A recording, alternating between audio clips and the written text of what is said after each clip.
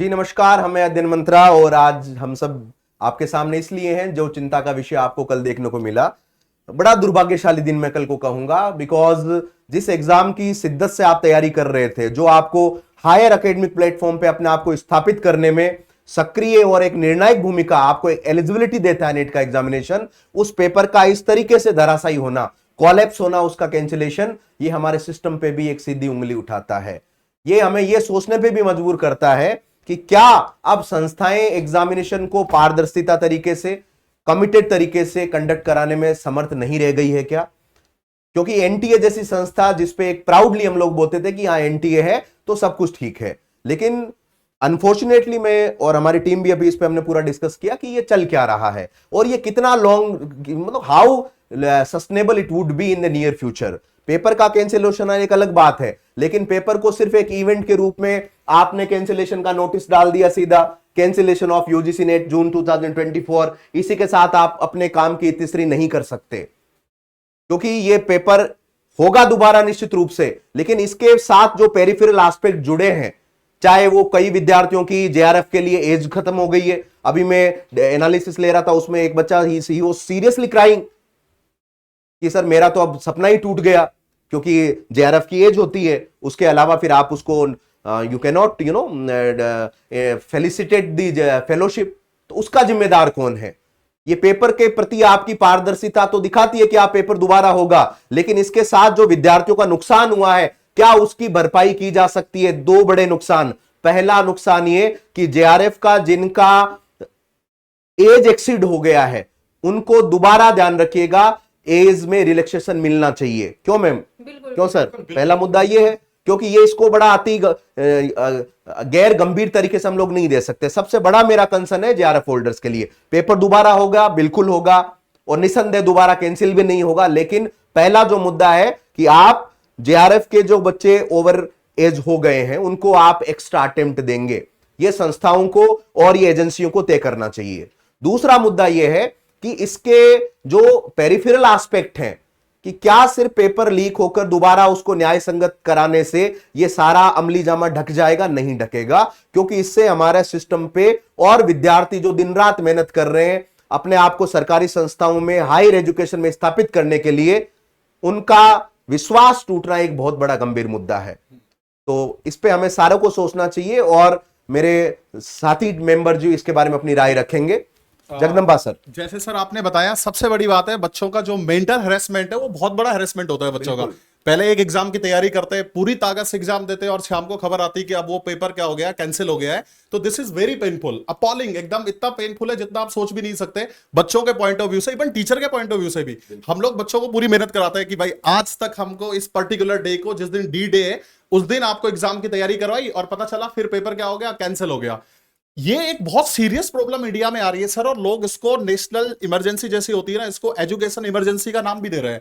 एक प्रकार की एजुकेशन इमरजेंसी चल रही है इंडिया में। आप देख रहे हो हर बार कोई ना कोई पेपर कैंसिल हो रहा है। अभी नीट का पेपर देखो, 720 में से 720 नंबर 67 बच्चों के आए। ऐसा पॉसिबल है ही नहीं प्रैक्टिकल।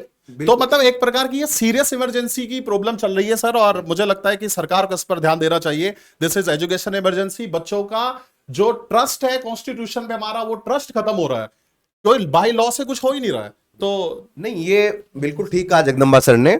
एक तो इस बार हमारी बहुत ज्यादा एंथुसिज्म भी था स्टूडेंट्स में, अभ्यर्थियों में, क्योंकि पेपर मोड पे था, pen and paper OMR sheet पे होने वाला था, तो उसमें भी ये लग रहा था कि चलो चीजें ढंग से हो जाएगी, लेकिन नहीं हो पाई। मैं सिर्फ इतना ही कहूंगा, it is very very very unfortunate, और इसको सिर्फ औपचारिक शब्दों के साथ इसको विदाई नहीं देनी है। इसके साथ जो मूल मुद्दे उठे हैं, इस पे काम होना चाहिए। सरकारी संस्थाओं को तय करना पड़ेगा ये सारी चीजें, और जिन विद्यार्थियों का नुकसान हुआ है, देखो ये तो एकेडमिक नुकसान, मैंने कहा है कि जेआरएफ के कईयों की एज चली गई, आपको उसका एक्स्ट्रा एज आपको रिलैक्सेशन देना चाहिए। उसके सामाजिक सोशल कल्चरल एस्पेक्ट भी है कि भाई आप अपने आपको आगे एक इकोनॉमिक स्टेबिलिटी भी हर एक अभ्यर्थी चाहता है, जो एमए, एमकॉम, एमएससी के आधार पर अपने आप को नेट के साथ हायर एजुकेशन में लेना चाहता है, वो अपने आप को पीछे हटा रहा है। तो इसके अगर आप क्यूमुलेटिव इफेक्ट देखें, उसको हम काउंट ही नहीं कर सकते। लाखों लोगों के, लाखों अभ्यर्थियों के सपने टूटे हैं। जो इस बार पेपर में अपीयर हुए उनके तो टूटे हैं, लेकिन जो आगे तैयारी कर रहे हैं, जो प्रोस्पेक्टिव स्टूडेंट हैं, उनके भी टूटे हैं, because they are having highly unfaithful to these agencies कि ये पेपर्स अब आगे सही होने या नहीं होने।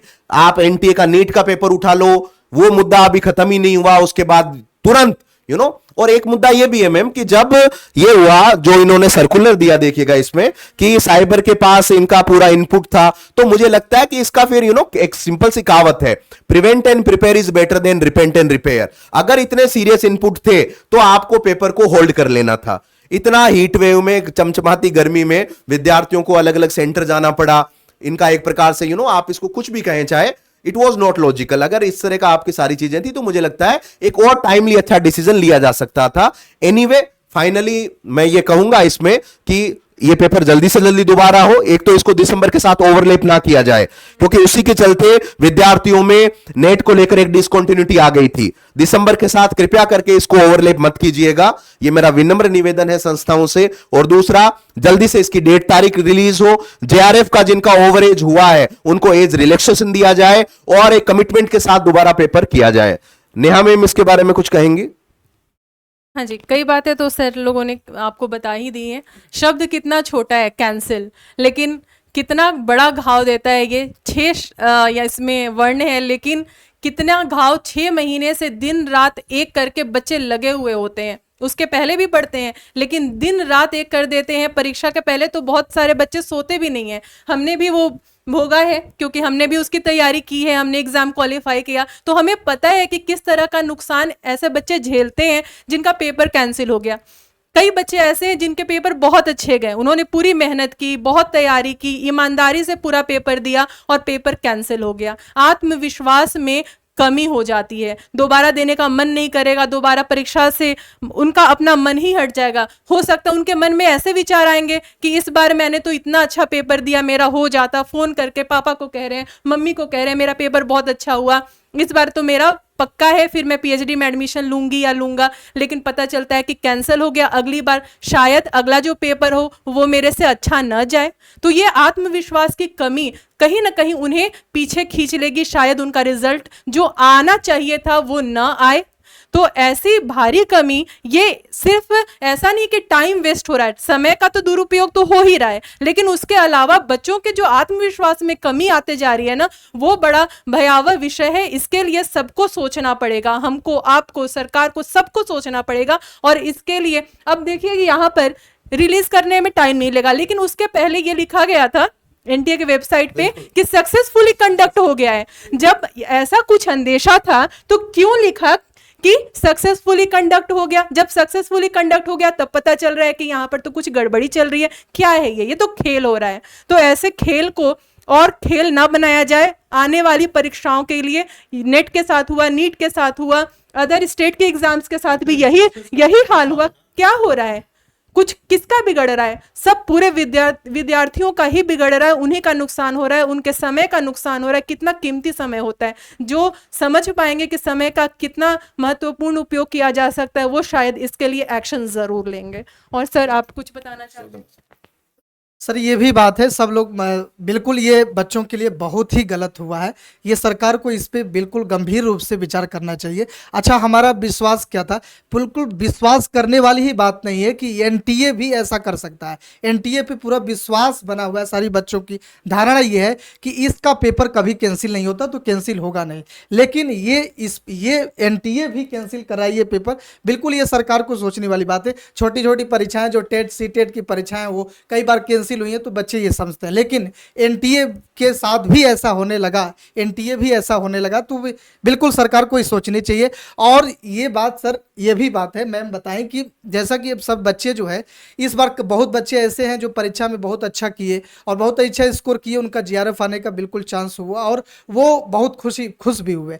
हो सकता है कि आगे आने वाली परीक्षा उनका अच्छा ना हो, ये भी बात। तो बच्चों के साथ बहुत नुकसान हुआ है। और दूसरी बात ये भी है कि बच्चे हर परिस्थिति में, हर बच्चे अच्छे परिस्थिति में नहीं होते। कुछ बच्चे सर कर्ज लेकर, उधार लेकर, पैसा लेकर और तैयारी करते हैं। इस परिस्थिति में बच्चे हो करके और तैयारी किए, परीक्षा दिए और बाद में ये रिजल्ट निकल कैंसिल हो गया, ये बहुत गलत है। और जल्द से जल्द सरकार को अगली डेट का वो करना चाहिए और इस पे जल्दी से कार्रवाई होना चाहिए। देखो, मैं एक क्लैरिटी यहां पे कह दूं कि पेपर कैंसिल हुआ है। ये पेपर कैंसिल ऑब्वियसली इसलिए किया गया है ताकि किसी का नुकसान ना हो, नॉन डिजर्विंग कैंडिडेट को ये व्यवस्थाएं, ये सफलताएं ना मिले। तो ये तो इसका ये स्वागत कदम है कि पेपर कैंसिल, क्योंकि अगर इसके आधार पर अगर आगे नेट के सर्टिफिकेट बांटे जाते, फेलोशिप बांटी जाती, तो डिजर्विंग कैंडिडेट को नुकसान होता। हम इससे नहीं बोल रहे हैं कि पेपर कैंसिल नहीं होना चाहिए था। हमारा मुद्दा यह है कि पेपर कैंसिल होने के पीछे जो वजह है, वो वजह क्यों डेवलप हुई, उसके पीछे आपका पूरा जो एक विजिलेंट, एक पूरा का पूरा जो जिसको हम जागरूकता या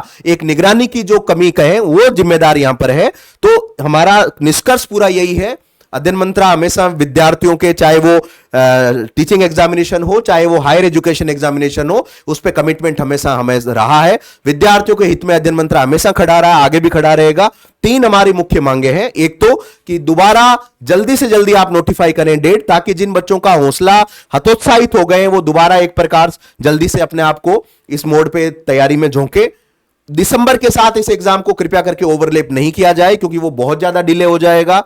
तीसरी बात, जेआरएफ का ज्यादा कंसिडरेशन है। देखो, इसमें जितना डिले होगा आगे चलकर, आपने कहा है कि भाई आपका इस बार पीएचडी के लिए भी एलिजिबिलिटी आप लोग दोगे नेट के आधार पर, और पीएचडी का जो स्कोर होगा वो 1 साल के लिए मान्य होगा नेट का।